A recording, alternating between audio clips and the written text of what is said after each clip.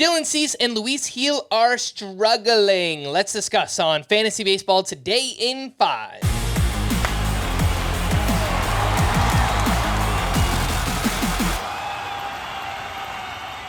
Welcome into FBT in 5 on Wednesday, July 3rd. I am Frank Stampfl, joined by Chris Towers, and let's fire up the worryometer. 1, we are not worried at all. 10, we are extremely worried about this player.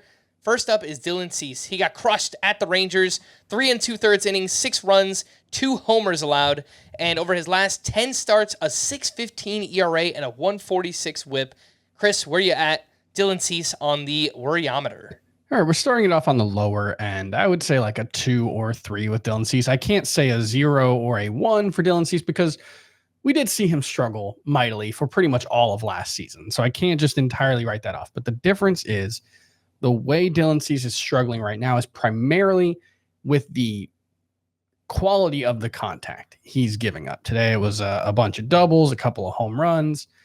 Last year, and typically, historically, when Dylan Cease struggles, it's because he can't find the strike zone consistently. He struggles with command. He struggles with walks. That hasn't really been an issue for him this season. He's only had 1 start so far with more than 3 walks. I think only 2 with 3 walks. Everything else has been 2 or fewer. So I still believe in the ability to miss bats. I still believe in the ability to rack up strikeouts. As long as he's not walking anyone, I think Dylan Cease is going to be pretty good. The underlying numbers significantly better than the 4.24 ERA. So I'm going to say, 2 or 3 for Dylan Cease. He's someone I think is a buy low candidate even for fantasy right now. Yep, I agree completely. I think prime buy low candidate for Dylan Cease. What about Luis Gil? The struggles continued up against the Reds. 4 innings, 4 runs, 3 walks to 3 strikeouts, and over his last 3 starts, a 14.9 ERA, a 2.38 WHIP. Yeah. Just struggling mightily to throw strikes. Lots of hit by pitches during that span as well. Chris, where you at? Luis Gil on the worryometer. Yeah, I mean, look, we've got a minor league career where Luis Gil walked about 14% of opposing batters. We have April where he walked about 18% of opposing batters. And now we have, since the start of June, he's walked about 14 to 15% of opposing batters.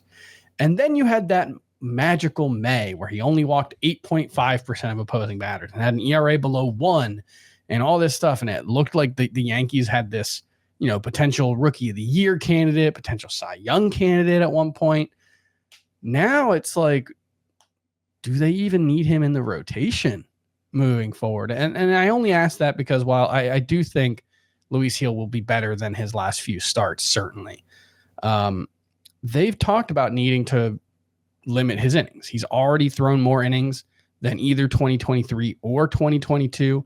I think he's like 5 innings away from having the second highest of his career.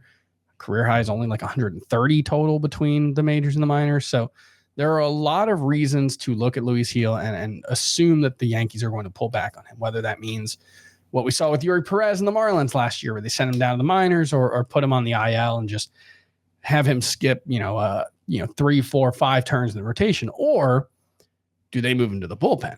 And that potentially isn't the worst case scenario if he works into a late inning situation and can get some saves, and potentially, Clay Holmes hasn't been perfect this season. Maybe that's a way that they view Luis Gil as a contributor to a playoff run. But I think the days of Luis Gil as a must-start fantasy pitcher are probably done. I think there will be stretches where he's useful, but you certainly missed your buy or your sell high window. I wouldn't say drop him, but I definitely can't start Luis Gil right now.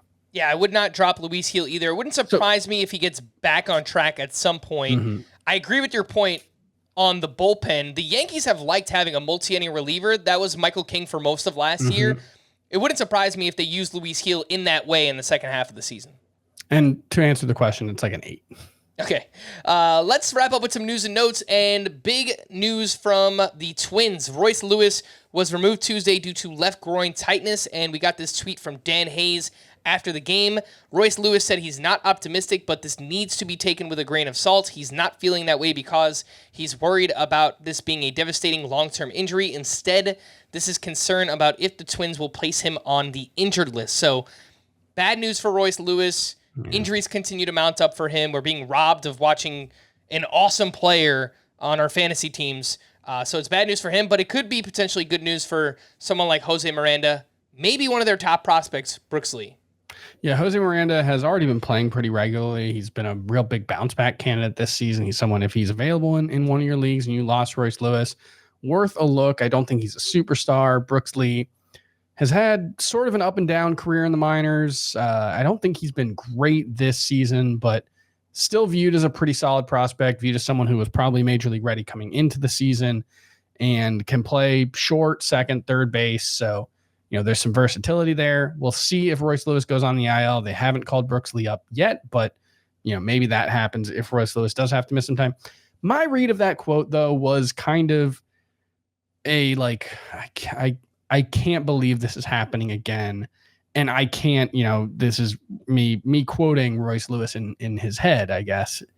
I can't expect to not miss time coming off this injury, right? Like that just given the track record, given how bad his luck has been, I think that's where he was coming from, which is really frustrating for him, really frustrating for us. And, it makes him almost impossible to value for fantasy in the short and long term, because we know how good he can be. We don't know how real it is because it's still like a 70 game sample size total or something.